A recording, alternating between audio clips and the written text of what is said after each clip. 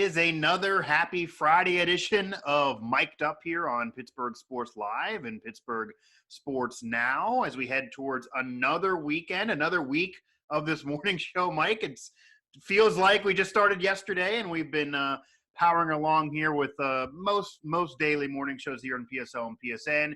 He's Mike Vukovcan. I'm Mike Asti. Of course, this broadcast here, Mic'd Up on PSL and PSN, and throughout the network, wherever the show may apply. We've also thrown some on SN and other sites throughout the network. All presented by Martin Lawn Services. Hit up Doug Martin at 412-849-5894. Another jam-packed weekend, of course, with March Madness still in full swing. Looks like the weather's going to cooperate if we can calm down the rain. I was busy last weekend as we detailed, so I'm hoping to get on the golf course this weekend. But before we get there, we're going to talk about the future of Duquesne basketball. So we talked Pitt the last few shows, but now the future of Duquesne basketball and kind of trying to read between the lines of some comments by Keith Dambrot and how this program is dealing with the now influx and exodus of players in and out of college basketball teams this offseason more than any other. A departure of the West Virginia basketball program, which is kind of surprising because we knew they were going to lose players maybe to want to play overseas for money or maybe even testing beyond. We figured maybe some players would leave, but not as many as has happened after a team ends up in the top 10 towards the end of the season and just misses the Sweet 16, but they are also losing players. Just it happens to everybody this year. You never can know when a player is going to leave a program. You turn around and somebody's exited. And then also touch on, of course, March Madness. Yeah, now, yeah, we got some predictions here with the games that are remaining, maybe some bold, maybe some chalk. Mike, to get things started, though, Duquesne, as we're going to have Duquesne basketball lead off the show. So Duquesne basketball undergoing kind of a transformation. Keith Dambrot did say in his end-of-the-season press conference that he was expecting some changes, didn't want to get into it literally, but some changes maybe could be occurring around the Duquesne basketball program. A 500 campaign mostly last year. Clearly, it's a track to try to get in the NCAA tournament.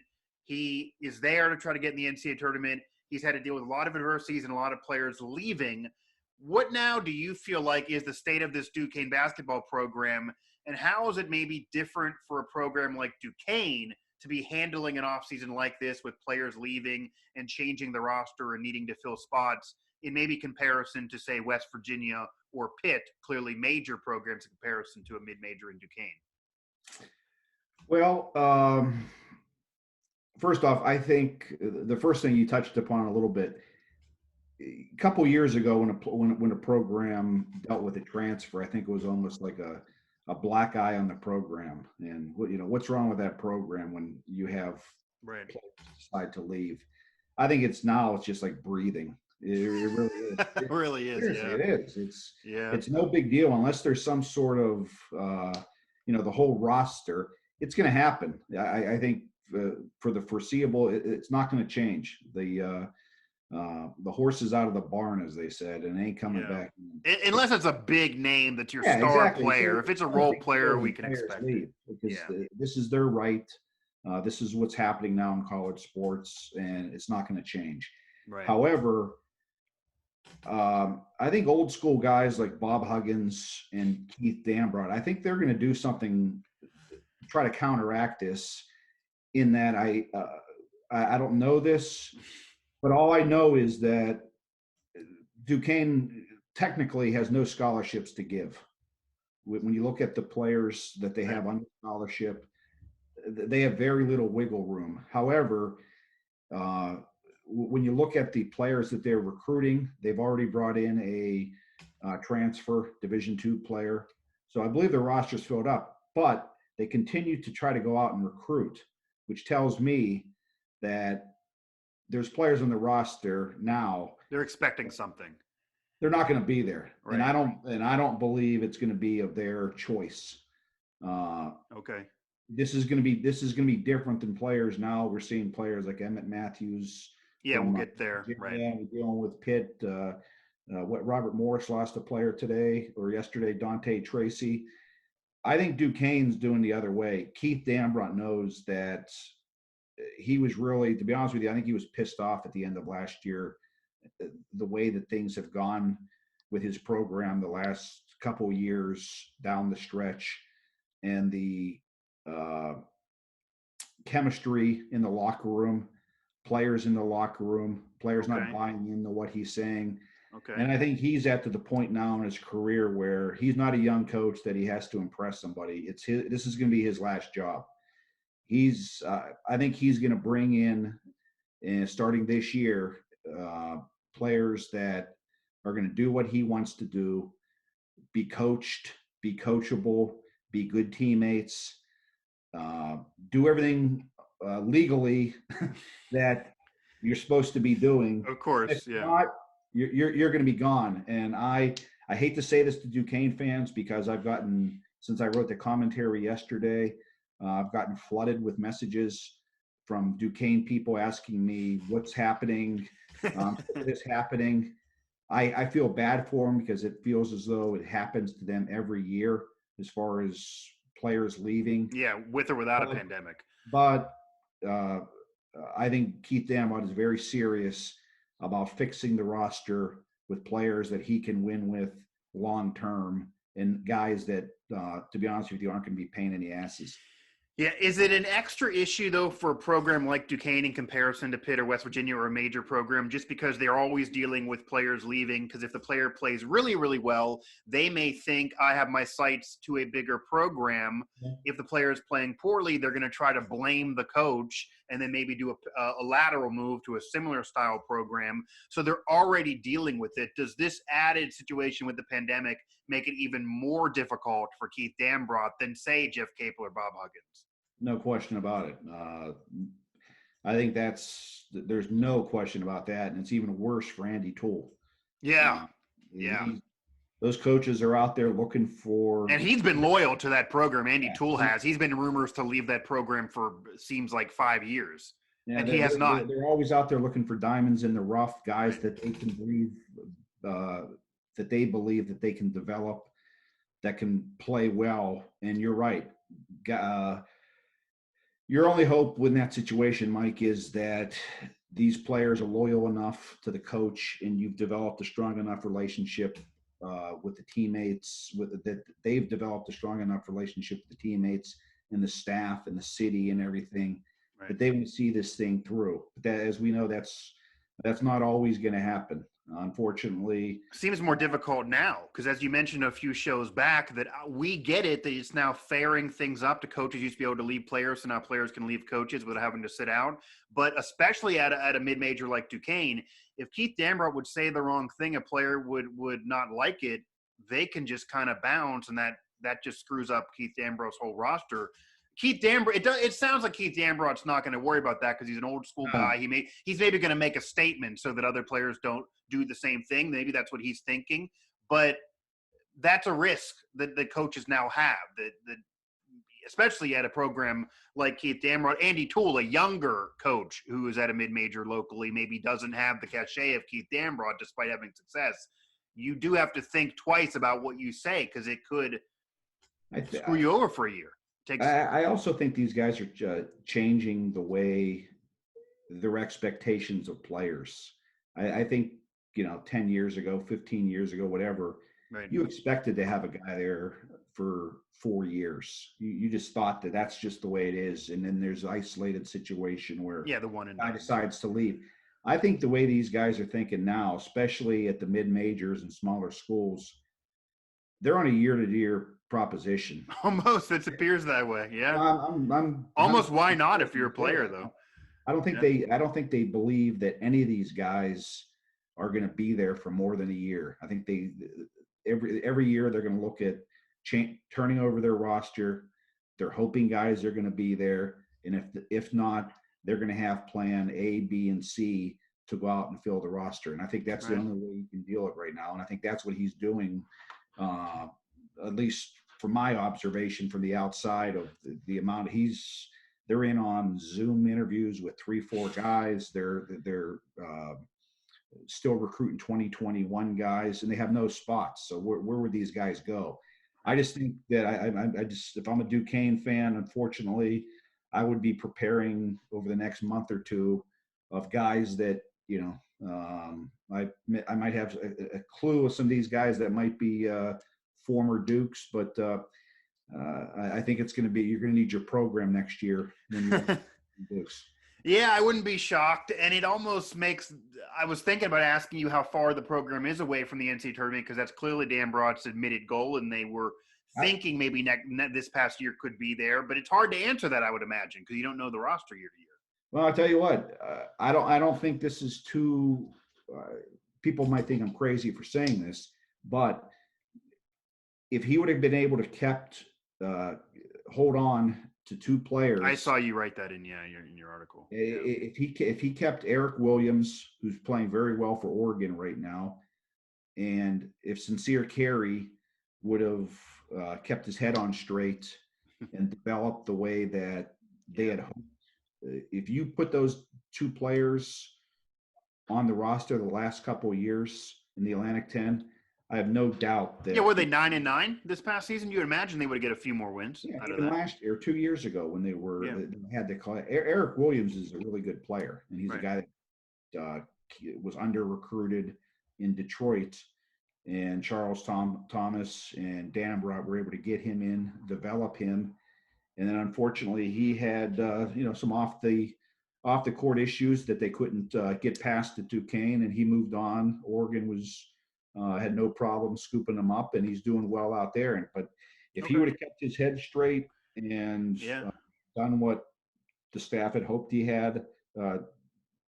hoped he would do here, and you put Carey, there's no question. I think Duquesne, I don't know that they'd be a team that would be people nationally would be talking about as a team that would have a chance to make it, whether or not they got in or not. Maybe they would have one of the first four teams out, but that would still been a major step. They're not that far away. Right. They really aren't, with the amount of teams that the Atlantic 10 is now able to get into March Madness. It's no longer a pipe dream to think that Duquesne can get in the tournament, but they need more stability with the roster, and I think that's what Dan Brought's going to try to do this offseason. I also think that programs like Duquesne, Robert Morris too, and Robert Morris has been in the NCAA tournament not too long ago. They need to root like crazy for the Oral Roberts of the world, George Mason years ago, VCU years ago, because the more mid-majors that can have deep runs, that can make the committee more comfortable to put mid-majors in at an at-large bid if they don't win their conference tournament. Of course, Belmont didn't get in, but their schedule didn't have any quadrant 1 or quadrant 2 victories. But if Duquesne can get the win, all they can do is control their own destiny. Of course, winning the conference would be the easiest go, but the more success of mid-majors makes it easier for them to maybe get an at-large bid.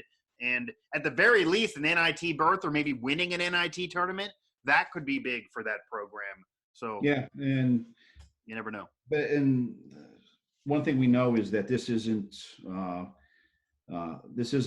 We talk about it here, but this is happening nationally, and it's happening in Morgantown.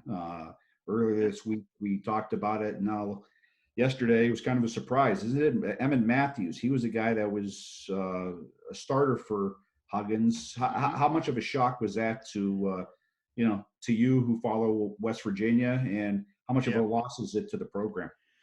Well, it's in terms of it being a loss, he did enter the starting rotation. I do feel like he can be a player that can be replaced because as we're talking, unless you're the prohibited star, unless it's Miles McBride or something like that, or even Derek Culver, it is a replaceable player.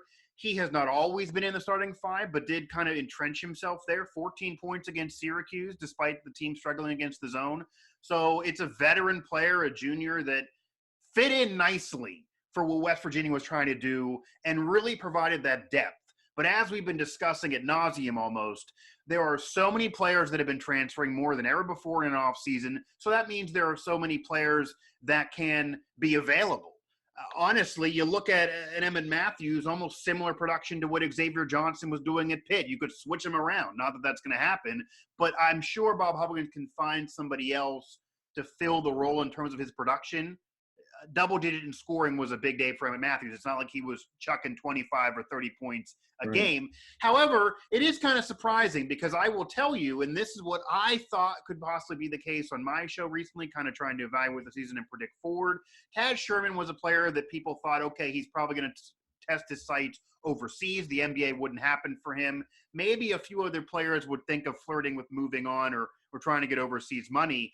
But if West Virginia could have had even half of those players return, and Taz has still not made his decision, so if he would return, if you get most of those players back, if you look at all the players leaving Baylor, all the players leaving Oklahoma State, Cunningham clearly bouncing, Texas losing players, Oklahoma losing players, yeah, disappointing not to get to a Sweet 16 this year with how good they were. But West Virginia could turn around next year and be the most experienced, most talent-laden team in the Big 12, and they were number 6 in the country a month ago doing it with this roster in the Big 12. They could be a preseason top 10 if they mostly would come back. So the sights were high, and I think what's most confusing, because we've been touching on players if they don't like a coach or they want more playing time, etc.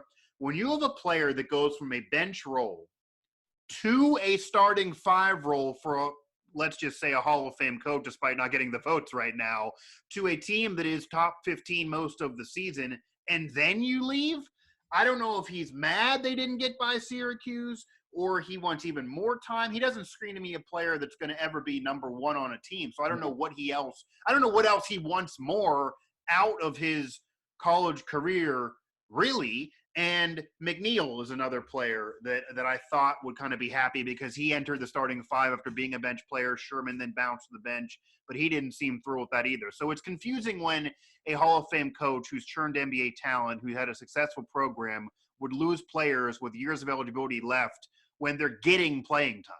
So what else do they want? The early speculation, I guess, from the quote insiders, right, are that Matthews, who's from Washington, sure, the state Washington, yeah, could land with. He might want to go back home, play for Washington. Yeah, State. you never know. Yeah, that always is something that would make sense. I've heard that, so that's the only thing that would make sense. But it kind of was surprising just because I thought they were done losing players, and there's so much promise for next year's team. But that could be the reason. Sure. So, like, one thing that would be a on the bucket list. How much fun would it be if you would be able to get Bob Huggins and Keith Dambrot over a couple cold drinks? Right, they're friends, by the way. And to just be sitting there and listening to those two talk about the state of college basketball today and what's going on. And what they've experienced over the years and the transition of where it was to where it is and what they've dealt with. And those are two guys, obviously Huggins at a major program in Duquesne and Dambrot at Duquesne right now. But those are two guys that they haven't had anything handed to them. It's not been the easy way for them. They've had to kind of scratch and claw to get where they are and have their success. And their careers, they've experienced everything you could imagine. I mean, when you think about it, Huggins' first Final Four was one of the years the Fab Five was in the Final Four. So imagine that culture shock of seeing 5 freshmen on the floor. And then to now where you're seeing one and dones and one and dones win national titles, and now one and dones are kind of puttering away to not be the cool thing anymore. You want players to stay longer, but at the same time, they're going to leave you if it's not perfect. And you have I'm sure Huggins is scratching his head right now thinking, maybe you want to go home, but if you don't want to go home, what else am I going to do? But I think those are two coaches. They're not going to change no matter what. Yeah, I think you hit the nail on the head, though, that he's a guy that and I'm starting to feel this way with Pitt, is that with the amount, if you can't fill we're not talking about Emmitt, nothing against Emmitt Matthews. Right. He's a good player. Sure. But he's not there's 200 Emmitt Matthews in the transfer portal. And right. Honestly. I have no doubt Bob Huggins will be able to replace that. And just same with Jeff Capel. I think with the amount of players that are out there, 6 players seems like a lot to fill. But if you can't fill that with the amount of players that are available out there and your eye for talent, then you have maybe more issues than we know. But Sweet 16 starts this weekend. I'm going to close out the show here today with predictions. It's kind of a weird. Usually the Sweet 16 was on a Thursday and a Friday, and then we had the Elite Eight on. But that's the schedule has changed this year. I don't see any the biggest upset that I have is I have Gonzaga and Oregon coming out of the top. I have Oregon beating USC. I think they're a hot team right now. Mm-hmm. I'm staying with my prediction from the start. Is I'm going with Florida State to knock off number 1 Michigan.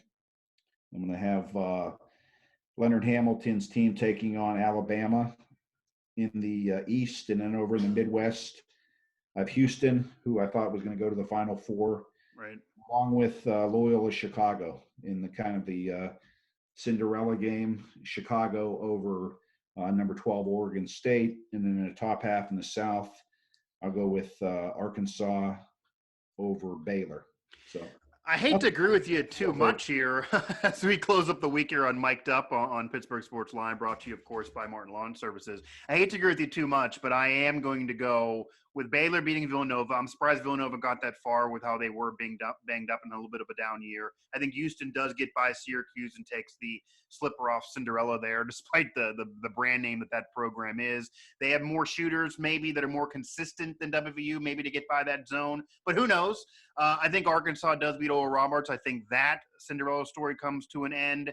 Loyola Chicago and Oregon State, you mentioned Oregon being hot. Oregon State is red hot right now, so I wouldn't be shocked. I'm tempted to go Loyola Chicago just off of experience alone, but I would not be shocked if Oregon State would do it there just because of their experience alone.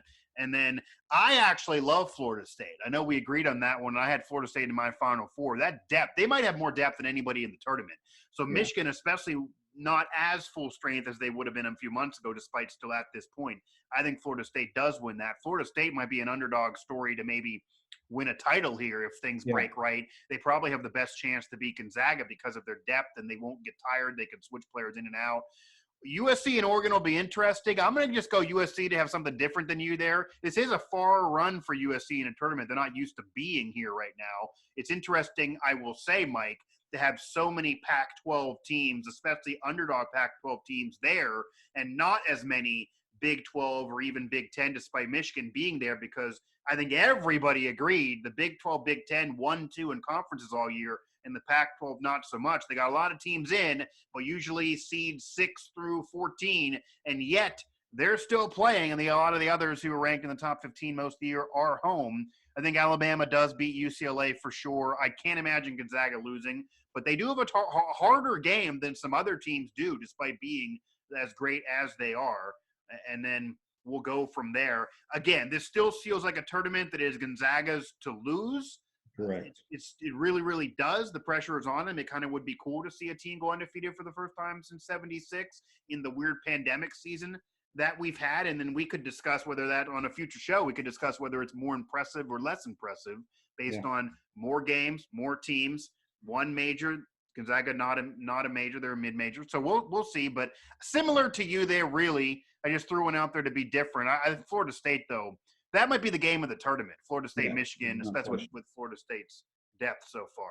Yeah, that'll probably be the best. My guess is that would be the best game of the weekend. Most competitive. I would imagine. I think the cool thing about what's left here too, in closing, obviously UCLA's won a bunch of titles under John Wooden and then won in '95. Michigan won in '89.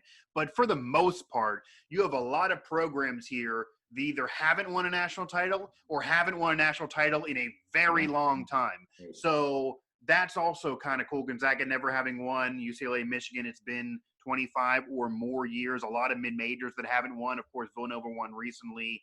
USC, Florida State, more football schools winning titles as football programs, but not basketball. So that's kind of cool, at least to have that going on right now in this funky March Madness. That'll do it, though, for our Friday show as we will head into the weekend, another weekend of madness with a lot more college basketball games left to be played, another segment there in the NCAA tournament, and the madness that is just abound all over college basketball, whether you're playing or not playing in terms of retooling these rosters.